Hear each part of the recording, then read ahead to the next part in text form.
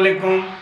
अबरार रशीद आपकी खिदमत में एक मरतबा फिर हाजिर है और आपसे एक रिक्वेस्ट जो कि मैं तकरीबन रोज़ाना करता हूँ अपनी हर वीडियो के आगाज़ पर, कि इस वीडियो के आगाज़ पर आपने जिस कुकिंग चैनल का ऐड देखा है, आपका 1 मिनट लगेगा।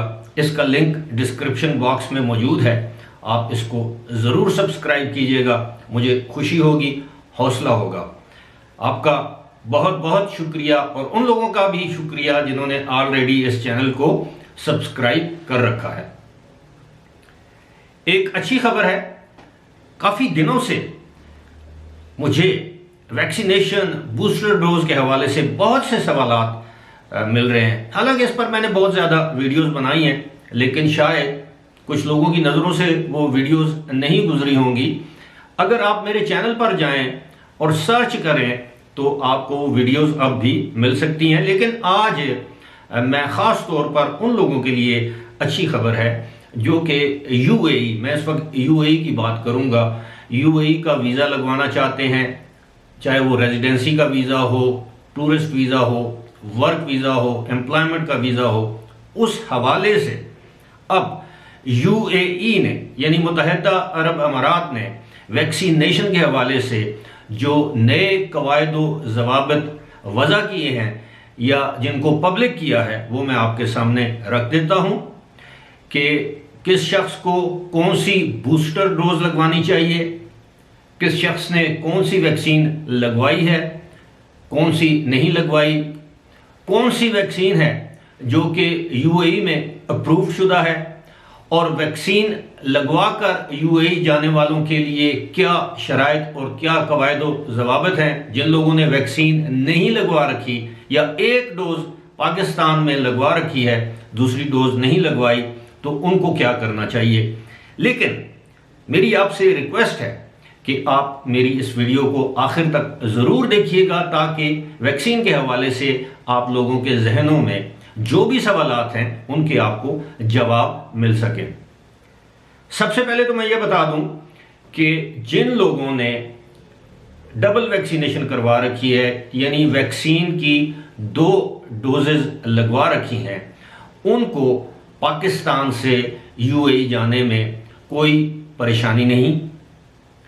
अलबत्ता जिन लोगों ने वैक्सीन नहीं लगवा रखी या एक डोज लगवा रखी है और वो यूएई के रेजिडेंट्स हैं, वो दूसरी डोज लगवाने के 15 दिन तक यूएई नहीं जा सकते। यानी दूसरी डोज लगवाएंगे, उसके बाद 14 दिन मुकम्मल करेंगे, 15वें दिन आप यूएई जा सकते हैं।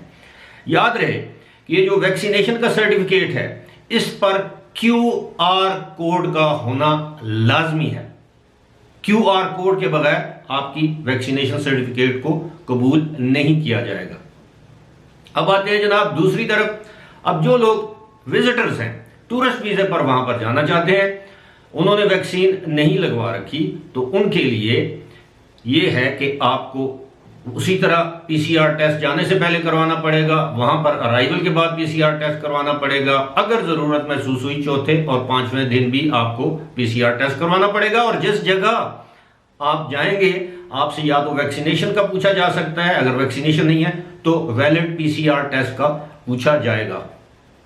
अब जिन लोगों ने एज ए टूरिस्ट वैक्सीनेशन करवा रखी है, इन दोनों डोजेज लगवा रखी हैं, अब सवाल यह भी पूछा गया है कि क्या उनके लिए यूएई जाने के लिए बूस्टर डोज का होना लाजमी है। इसके लिए यह है कि जो टूरिस्ट है, अगर उन्होंने दोनों वैक्सीनें लगवा रखी हैं और वो यूएई जाना चाहते हैं, तो अब उनके लिए पीसीआर टेस्ट की जो शर्त है उसको ख़त्म कर दिया गया है। इसकी वीडियो मैं 1 हफ्ता पहले बना चुका हूं। अब जिन लोगों की बूस्टर डोज ड्यू है, उनसे यह कहा गया है कि वो बूस्टर डोज लगवा लें। अब यूएई के अंदर अगर आप मौजूद हैं और पाकिस्तान में आपने साइनोफार्म की वैक्सीन लगवाई है या यूएई में साइनोफार्म या कोई भी वैक्सीन लगवाई है, तो आजकल यूएई में फाइजर की vaccine as a booster dose लगाई जा रही है। यहां तक कि हुकूमत पाकिस्तान भी अब कहती है कि एज अ बूस्टर डोज आप कोई भी वैक्सीन लगा सकते हैं। ये जो है वो आप अपने जो तिब्बी जो अमला होता है क्लिनिक में, हॉस्पिटल में, वो आपको बेहतर तौर पर गाइड कर सकते हैं। अब जो सबसे बड़ा सवाल, जो सबसे ज्यादा सवाल मुझसे पूछा जाता है, चाहे वो कमेंट सेक्शन हो, चाहे वो ईमेल्स हो, रोजाना 5-6 अफराद जो है मुझे ईमेल करते हैं या कमेंट सेक्शन में पूछा जाता है कि जी मैंने साइनोवैक लगवा रखी है, अब मैं बूस्टर डोज का क्या करूं, दूसरी वैक्सीन कौन सी लगवाऊं। इस हवाले से अहम बात यह है कि यूएई की हुकूमत ने यह ऐलान कर रखा है और उसका अयादा किया है, तजदीद की है गुज़श्ता रोज, और एयरलाइंस ने, एमिरेट्स, इत्तेहाद और फ्लाई दुबई ने भी एक सर्कुलर जारी किया है वैक्सीन के हवाले से कि जनाब यूएई में वही वैक्सीनें काबिल कबूल या मंजूर शुदा है, यानी अप्रूव्ड है, जिनको WHO ने अप्रूव कर रखा है। इस वक्त यूएई में जिन वैक्सीन्स को मंजूर शुदा समझा जाता है या काबिल कबूल समझा जाता है, मैं उनके नाम, चूंकि एक लंबी फहरिस्त है, मैं उनके नाम आपके सामने जो है वो पढ़ के पेश कर देता हूं। सबसे पहले तो जो वैक्सीन है उसका नाम है एस्ट्राजेनेका। एस्ट्राजेनेका हम सबको मालूम है, बहुत से लोगों ने लगवा रखी है। अब इसकी दो किस्में हैं, एक का इसका आगे एक और जिसे कहते हैं क्लिनिकल नाम है, वो है वैक्सजेवरिया,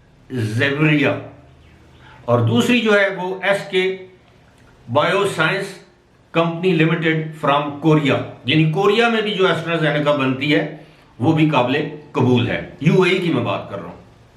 उसके बाद आ गई जनाब कोविशील्ड, मेरा ख्याल है ये ज्यादातर इंडिया में ये वैक्सीन लगाई जाती है। फिर आ जाती है जी कोवोवैक्स, फिर है कोवैक्सिन, फिर है जैनसन, जिसको जॉनसन एंड जॉनसन भी कहते हैं, ये जैनसन नाम की वैक्सीन है। फिर है मोडर्ना, फिर है नोवैक्सोविड, फिर है फाइजर बायोएनटेक, फिर है साइनोफार्म। ज्यादातर सवाल पूछा जाता है साइनोवैक के हवाले से, साइनोवैक, स्पुतनिक 5।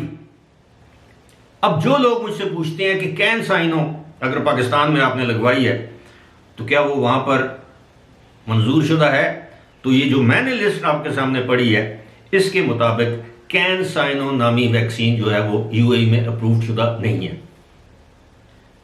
अब ये बात तो मैंने वाज़ेह कर दी कि कौन कौन सी वैक्सीनें वहां पर अप्रूव शुदा हैं, और मैं ये भी बता दूं कि वैक्सीन के हवाले से पूरे यूएई में एक ही पॉलिसी है। ऐसा नहीं है कि अबू धाबी में एक वैक्सीन को माना जा रहा और दुबई में दूसरी वैक्सीन को, लेकिन एक बात तय है, जो अच्छी बात है, कि तमाम वो लोग जिन्होंने वैक्सीनेशन की डबल डोज लगवा रखी है अब वो बगैर PCR टेस्ट के यूएई जा सकते हैं।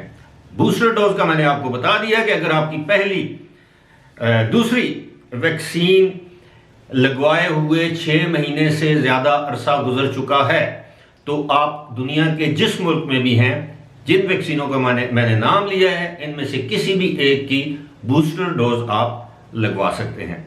फिलहाल इसी के साथ मुझे दीजिए इजाजत। खुदा हाफिज।